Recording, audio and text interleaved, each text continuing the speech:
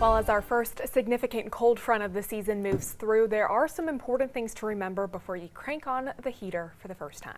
ABC 7's Taylor Torgano is live at a home in Sarasota with tips from the experts about heating your home. Taylor? Jacqueline Scott, we live in Florida, so for most of us, this air conditioning unit is our saving grace for most of the year. But as that first cold front approaches, the experts say one of the first things you need to make sure to check before turning on your heat, this air filter.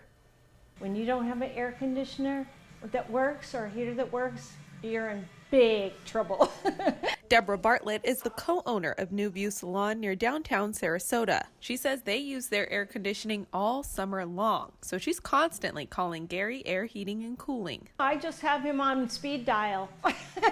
We need to make sure that you change your filters and check them periodically. Make sure that they're clean so we have a good airflow. A good rule of thumb. Every time you get your electric bill, check your filters. And now that it's starting to get cold, Gary says this is also a good time to test your heating systems. We're going to go from 77 to 79 just to check out the system.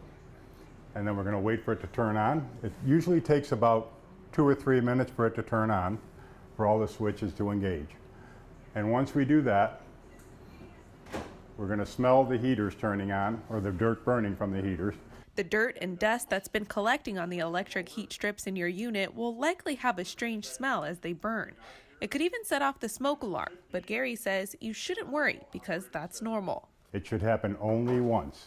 If it happens again, you need to have it checked out. And the last thing to remember is for those who use individual space heaters. As they get older, the electric wiring may wear out a little bit and they may overheat. Please be very, very careful with these things.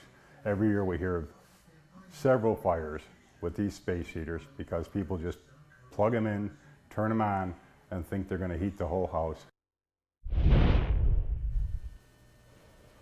And one more thing, try to remember to keep this area around your unit clear because if you don't, it is a fire hazard. I'm live in Sarasota, Taylor Torgano, ABC 7, your Suncoast News.